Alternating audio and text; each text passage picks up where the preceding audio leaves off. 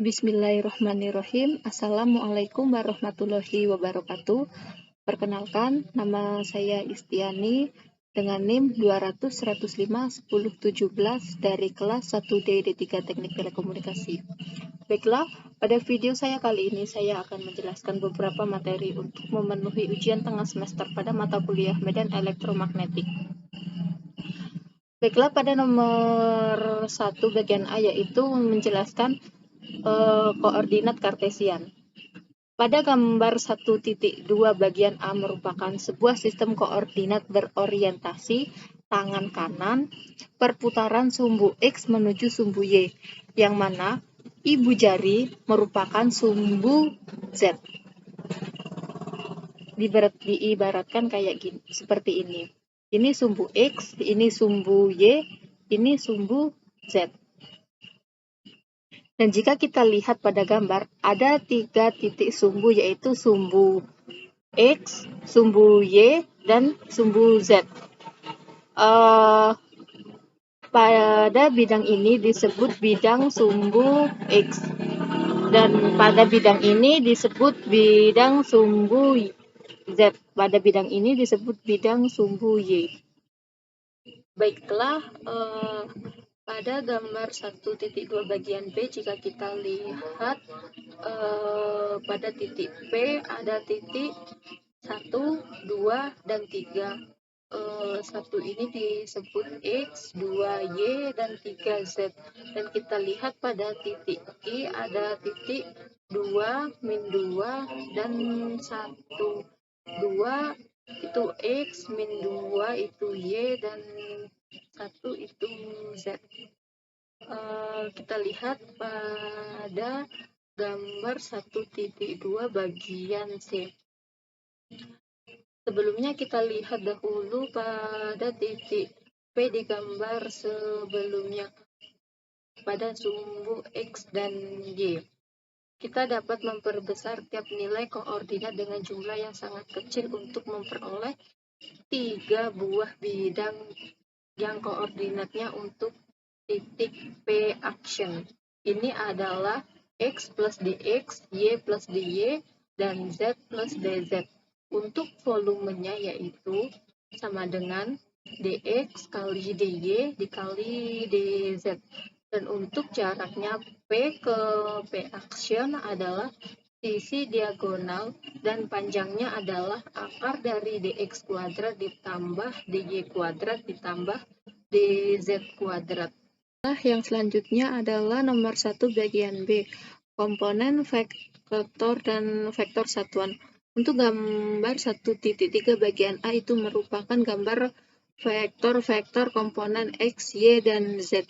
Untuk vektor R yang mana pada gambar tersebut menjabarkan sebuah vektor di dalam sistem koordinat persegi. Sekarang kita lihat sebuah vektor R yang mana vektor R bermula di titik pusat koordinat dan mengarah keluar menjauhinya. Kita lihat vektor-vektor komponen untuk R adalah X, Y, dan Z, maka R adalah X plus Y plus Z. Baiklah, untuk yang selanjutnya itu gambar 1.3 bagian B, merupakan vektor-vektor satuan di dalam sistem koordinat persegi memiliki magnitudo sebesar 1 dan arah yang sama dengan sumbu terkait. Dengan kata lain, vektor komponen memiliki magnitudo yang ditentukan oleh magnitudo vektor yang bersaing, namun arahnya selalu diakui dan sifat tetap. Pada gambar kali ini kita menggunakan simbol A untuk melambangkan sebuah vektor satuan dan mengidentifikasikan arah dari satuan ini dengan menggunakan notasi. Jadi A menjadi AX, AY, dan AZ. Masing-masing vektor ini memiliki arah yang sama dengan sumbu X, Y, dan Z. Untuk yang selanjutnya yaitu pada gambar 1.3 bagian C merupakan gambar vektor RPQ sama dengan selisih RQ dikurang RP. Jika kita lihat sebuah vektor RP yang berawal di titik pusat koordinat menuju titik P, yang mana titik P memiliki koordinat 1, 2, dan 3, dan dituliskan RP sama dengan AX plus 2AY plus 3AZ. Sebuah vektor dari titik P ke titik Q dapat ditentukan dengan menerapkan aturan penjumlahan vektor yang mana RPQ sama dengan RQ dikurang RP sama dengan 2 dikurang 1 AX plus min 2 dikurang 2 AY ditambah 1 dikurang 3 AZ sama dengan AX dikurang 4 AY dikurang 4 AZ. Vektor RPQ yang didapatkan bukanlah sebuah vektor yang memuat keluar dari titik pusat, berbeda dengan vektor R yang kita bahas pada sebelumnya, yaitu untuk nomor 2 yaitu ada kali titik dan kali silang. Untuk yang pertama kali yaitu kali titik. Pada kali titik ini ada dua buah vektor A dan B. Hasil kali titik atau hasil kali saklar kedua vektor didefinisikan sebagai hasil perkalian antara magnitudo A dan magnitudo B dan nilai kosinus dari sudut lancip yang diapit oleh keduanya. A titik B sama dengan buka kurung A buka kurung B cos theta AB. Notasi titik yang melambangkan operasi ini muncul di antara kedua vektor. Hasil dari operasi perkalian titik atau perkalian saklar ini adalah sebuah nilai saklar. Perkalian ini mematuhi hukum komutatif A titik B sama dengan B titik A. Yang selanjutnya yaitu kali silang. Untuk dua buah vektor A dan B didefinisikan hasil kali silang yang akan dituliskan dengan notasi tanda silang, maka dibaca A silang B.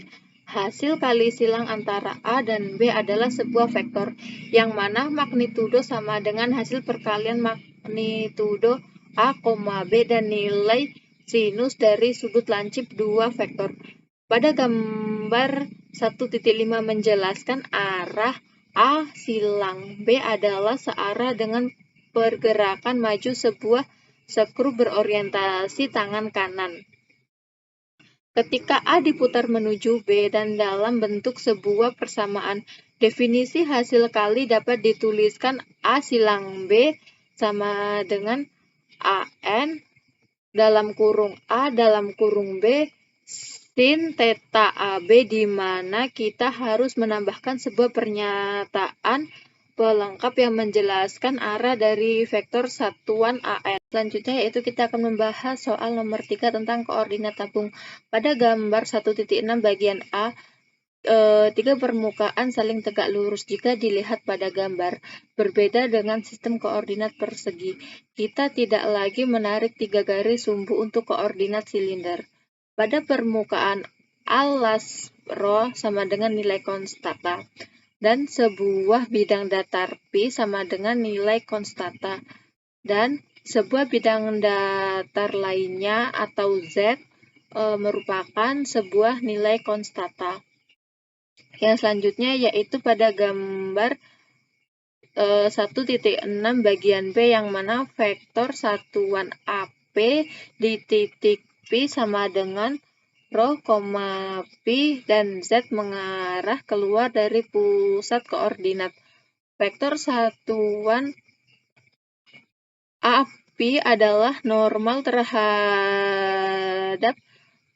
P, mengarah menuju pertambahan nilai koordinat P terletak pada pertemuan Z sama dengan Z1 dan merupakan garis tangan bagi permukaan silinder. Rho sama dengan rho 1, vektor satuan AZ sama dengan vektor satuan AZ di dalam sistem koordinat persegi. Baiklah, yang selanjutnya yaitu gambar 1.6 bagian C, yaitu menjelaskan satuan volume diferensial di dalam sistem koordinat vektor satuan di dalam koordinat silinder juga saling tegak lurus. kita dapat mendefinisikan sistem koordinat silinder tangan kanan sebagai sebuah sistem koordinat silinder di mana Rho kali AP sama dengan AZ.